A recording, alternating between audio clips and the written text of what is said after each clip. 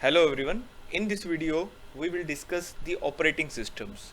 As you all know, operating systems are very essential part of any computer systems. Till now, as a layman, we are using these operating systems such as Microsoft Windows, Linux, Mac operating systems, Android OS, and others. In our series of operating system videos, we will now figure out what an operating system do. What is the functionality of an operating system? What is its importance? And why we install an operating system in every computer machine? There must be some reasons for that. We will figure out in the series of our operating system videos. Let's see an abstract view of a computer system. How a computer system actually looks. उसका एक abstract version है ये. There are some hardware, computer hardwares. They can be central processing units, CPU you can call them, the memory, and some input output devices are there in the hardware.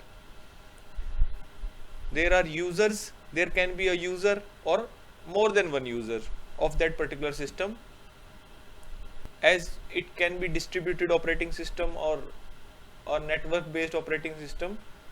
In any case, there are more than one user or there can be only a one user. And there are some system and application programs in a computer system, such as a compiler. It is an application program, an assembler, a text editor, or you can say a word processor, a Microsoft Word you are using, spreadsheets, web browsers. These are all application programs. And this operating system acts as an intermediate between these two.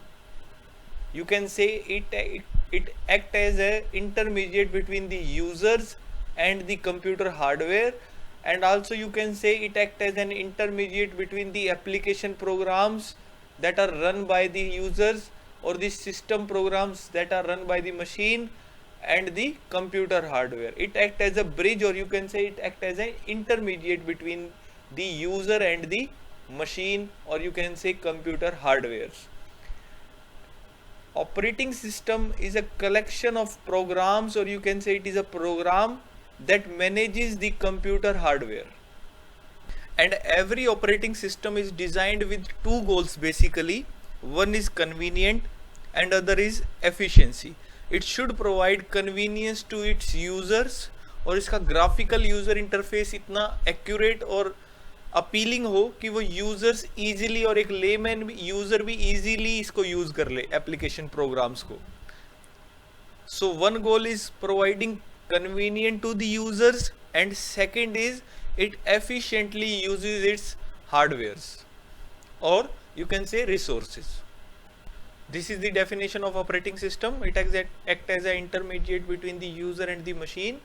These are the goals of an operating system, that it should manage the computer hardware in efficient manner and it should provide the convenience to the users. These are the division of the computer system architecture we have discussed just now. The abstract view of that computer hardwares, operating system, application programs and the users. This is the basic outline of the total syllabus we will be covering in our video series.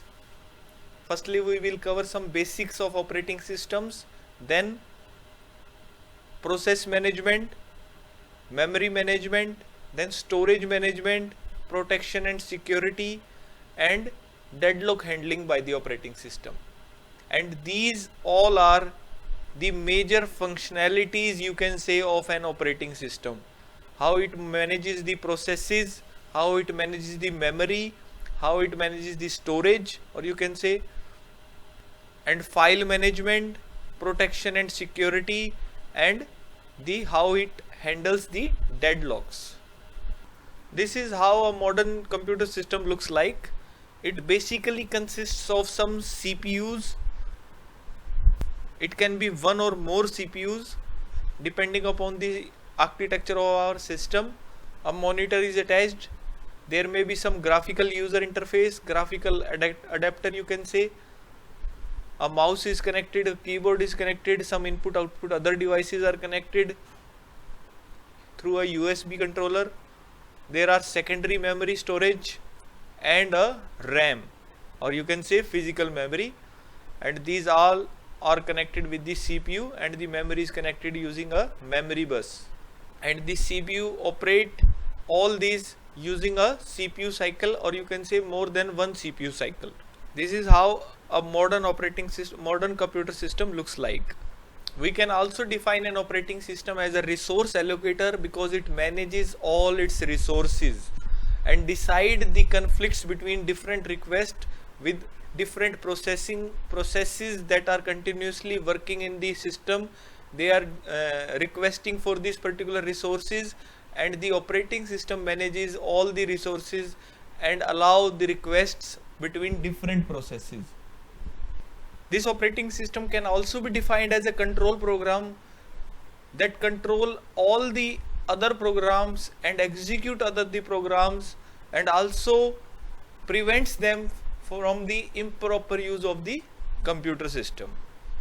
The one program running at all the times on this particular computer is known as kernel or kernel OS. How an operating system is loaded into the particular computer system? Let's see. This is one important question, that how a computer starts, how it loads the operating system. Basically, when we powered up the system or reboot a particular computer system, it should program the initial program. That initial program that is loaded into the system is known as the bootstrap program, and this bootstrap program is loaded into the read-only memory. This ROM stored this bootstrap program and loads it into the memory. In some computers it may be EPROM, that is electrically erasable programmable read-only memory. It initializes all the aspects of a computer system. Basically, this bootstrap program must know how to load the operating system and to start executing that system.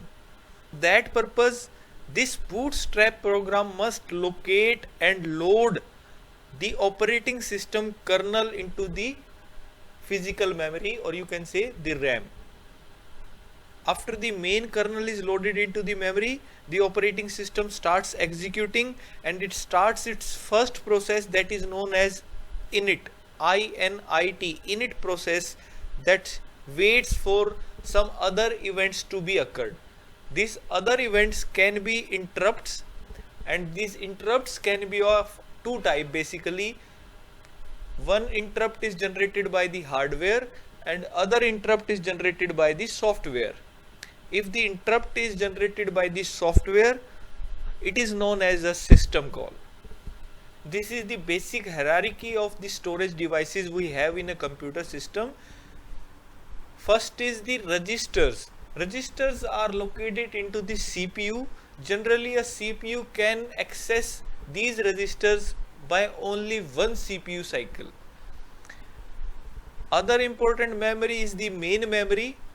Every process must be stored into this main memory before execution. Only after they are stored into the main memory they can start executing, because a CPU can access only the main memory and the registers. Both these memory can be directly accessible to the CPU. These are already in the CPU and these are accessible using a memory bus.